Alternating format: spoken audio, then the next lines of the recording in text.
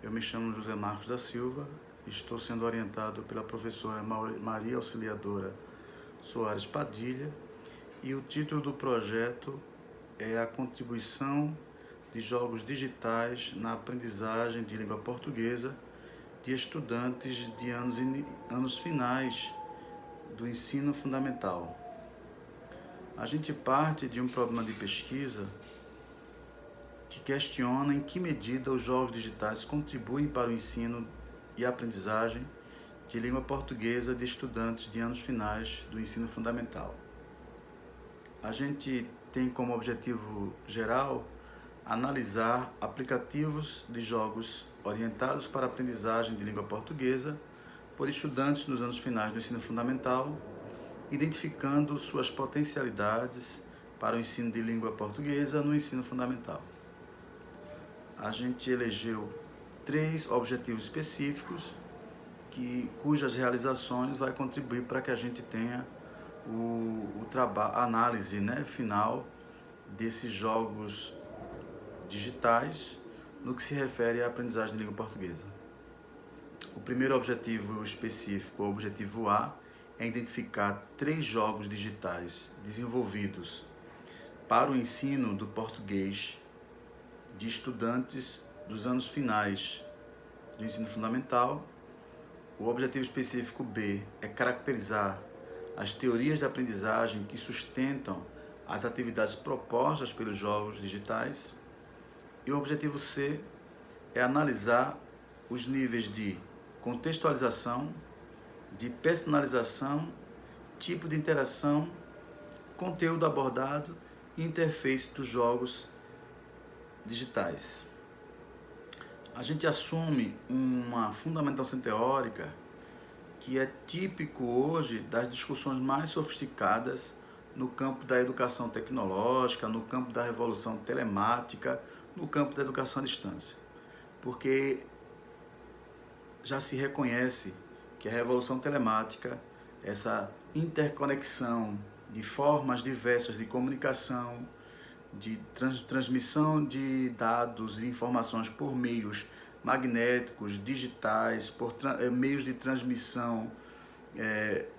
wireless, tudo isso tem produzido modos diferentes de se comunicar, de interagir e de produzir conhecimento na sociedade, que o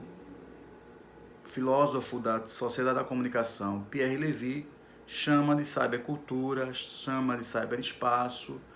hipermídia, hipertextos, que compõem toda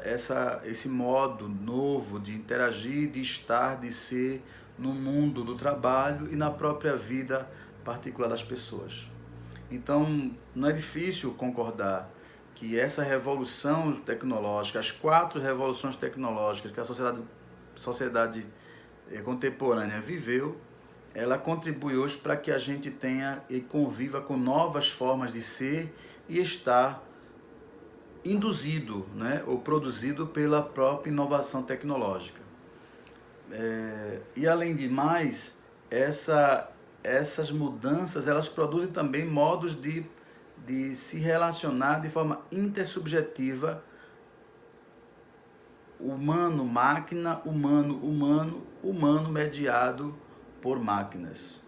Do mesmo jeito que resulta em novas formas de gestão de conhecimento. Como se aprende, como se encontra a informação, como se pesquisa. E fato é que a internet ela foi, de fato, um marco diferencial dentro desse contexto da Revolução Telemática. Porque foi a internet quem permitiu o avanço sem proporção, principalmente para o campo da educação, para os modos de aprendizagem, produzindo outros lugares de aprendizagem para além do ambiente escolar. O que a gente hoje chama de novas tecnologias digitais, para diferenciar das tecnologias como TV, rádio e telefone, ou seja, o uso de personal computer, o uso dos smartphones, o uso de objetos conectados com a internet, com softwares que promovem a animação. Essas novas tecnologias, as TDICs, elas potencializam ainda mais a educação por meio desses dispositivos hoje, que permite que as pessoas em lugares distintos possam utilizar o smartphone para localizar, para ler mapas, para ler fluxograma, para comunicar-se instantaneamente com pessoas em qualquer lugar do planeta. E isso implica a incorporação de necessidades de leitura e escrita para além de ler textos escritos, textos de língua portuguesa escrito. Hoje é preciso que o professor de letras ele incorpore nas suas práticas, em sua vivência, o conceito de multiletramentos definido por Silva, que é a ideia de que hoje a gente não tem que realizar ou promover apenas o letramento, mas sim o multiletramento, as diversas formas de ler a vida, de ler o mundo, de ler na internet, de ler o jornal e fazer essas inter-relações nesse tempo em que a gente vive com multimídias, com multiformas e formas variadas, tipos textuais variados, que são compartilhados na cybercultura. Do ponto de vista da fundamentação teórica para a realização do método, a gente divide em subpontos, subtipos, essa fundamentação teórica. Primeiro porque a gente acredita que do mesmo modo que aconteceu uma revolução tecnológica, essa revolução tecnológica foi acompanhada por concepções de ensino e de própria inovação educacional relacionada a ela. Então, a gente situa aí como concepções de ensino relacionada à inovação educacional, o instrucionismo ou o behaviorismo, muito conhecido já no campo da educação, essa teoria que surge no meio dos estudos da ciência, do condicionamento biológico, que parte da ideia do estímulo-resposta, de produzir aprendizagem a partir de estímulos e de punições, né? Um momento importante dentro desse contexto é quando o Skinner ele cria a máquina de aprender e diz que é possível apenas com a máquina permitir fazer com que a criança ou o humano treine determinada habilidade. O construtivismo, que surge da crítica ao behaviorismo, ao instrucionismo, e no construcionismo nós temos dois grandes autores, Jean Piaget e Levi Vygotsky. Jean Piaget que criou ou teorizou os estágios de desenvolvimento, e Vygotsky que teorizou sobre a mediação, a importância da mediação no processo de aprendizagem. No entanto, quando se refere à aprendizagem, à inovação tecnológica, à educação tecnológica, a gente precisa conhecer um importante teórico e uma importante abordagem de ensino-aprendizagem ou concepção de ensino, que é o construcionismo de Seymour Papert. Papert ele foi contemporâneo de Piaget, ele foi um construtivista. O próprio Piaget diz que o construcionismo é uma revisão do construtivismo, mas Papert ele questionava a ideia de que nos estágios de desenvolvimento eram esperadas determinadas habilidades e que a criança não poderia evoluir daquele estágio sem desenvolver aquelas habilidades. Papert vai defender que é possível uma criança desenvolver algumas habilidades diferentes de outras que estariam quando se trata de que naquele estágio esperava-se o mesmo para as duas crianças. E ele vai também fazer-nos refletir sobre a ideia das crianças que têm deficiências e que não conseguem evoluir nos estágios de desenvolvimento conforme concebeu Jean Piaget. Outro ponto importante nesse nosso marco teórico referencial é os aplicativos educacionais, a discussão sobre os aplicativos educacionais, sobre a interação, porque o importante do uso da tecnologia é que ele permita a interação homem-máquina, interação homem-homem, interação homens mediado por máquina. Para isso importa o contexto de uso dessa tecnologia e dos objetivos que se espera com o uso da tecnologia, a interface, que é esse lugar que faz a conexão, que é a tela do aplicativo, é as cores, é o uso, é a facilidade de manipulação, é a possibilidade de avançar estágios, e a personalização, que é a possibilidade de que o aplicativo permita a construção de perfis,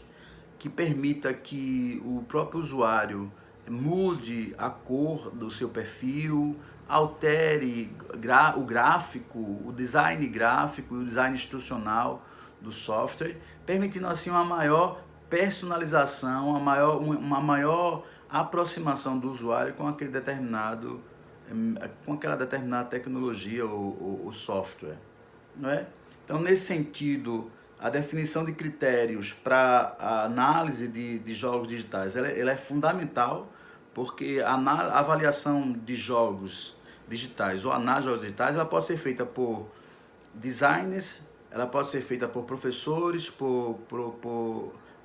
usuários e pelos próprios estudantes. Então é importante que estabeleçam critérios essenciais para pensar o quanto esses jogos potencializam a inovação no ensino e aprendizagem. E nisso tudo importa dizer que esse projeto ele se ocupa com a complexidade que envolve educação, tecnologia e língua, ensino de língua, porque integra justamente esse contexto da revolução tecnológica, o impacto dele sobre a escola e qual o papel da escola nesse momento, qual o papel do professor, qual a importância do professor nesse contexto e quanto ele deve incorporar à sua prática essas inovações que são inevitáveis, que não tem como voltar, porque se trata de um novo modo de estar e viver em sociedade, né? Caracterizada como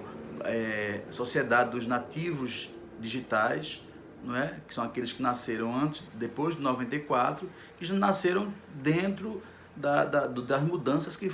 ocorreram com o surgimento do computador, com a chegada da internet, né? E nós que nascemos antes somos alguns colonizadores, aqueles que se apropriaram da tecnologia, que passaram a usar e acompanhar de formas diferentes, mas acompanhar a incorporação tecnológica na sociedade. E temos os imigrantes, que são aqueles que têm grande dificuldade de acompanhar, de se inserir, que às vezes até rejeitam o uso dessas tecnologias. A metodologia é uma metodologia simples, tá certo? A gente parte de uma etapa de coleta de dados, onde serão coletados os aplicativos, os jogos digitais, na plataforma Google Play, tá certo? A gente vai utilizar palavras de busca, como jogos e aprendizagem de línguas. Serão selecionados aleatoriamente, tá certo? Desde que abordem o conteúdo de língua portuguesa, que compõe o currículo educacional no Brasil, e a análise dos dados será realizada por uma análise, uma perspectiva qualitativa, ou seja, somativa. A gente vai trabalhar com softwares que já existem, já foram concluídos, que não estão em fase de testes, que seria uma avaliação formativa. A gente vai trabalhar com softwares que estejam no mercado, que estejam em uso, que estejam publicizados, disponíveis. E a gente vai ver nesses softwares aspectos ligados à linguagem verbal, gráfica e os elementos interativos das interfaces. Para tanto, serão estabelecidas a priori 6 categorias adaptadas de Khan. A gente utilizou na primeira versão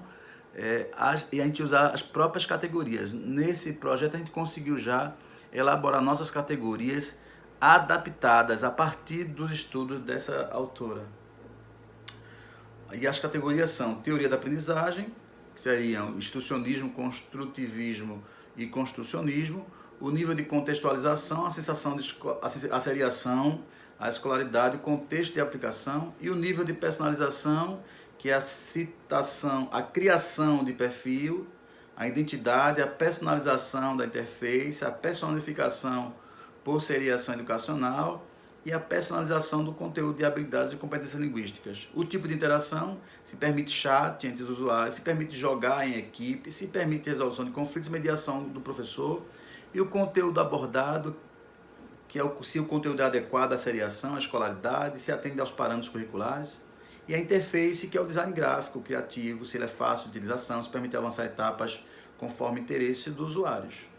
A gente vai também trabalhar com momentos metodológicos da seleção dos jogos digitais, a transcrição do dado da análise dos jogos para o Word,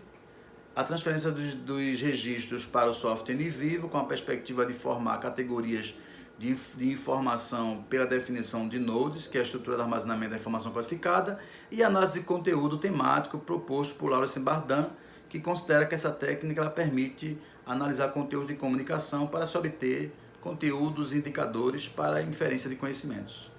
Os resultados serão apresentados em esquemas lógicos, fluxogramas, quadros com vistas a apresentar que teorias de aprendizagem sustentam as atividades propostas pelos jogos digitais e que níveis de contextualização, de personalização, tipo de interação, que conteúdos são abordados e como se caracterizam a interface.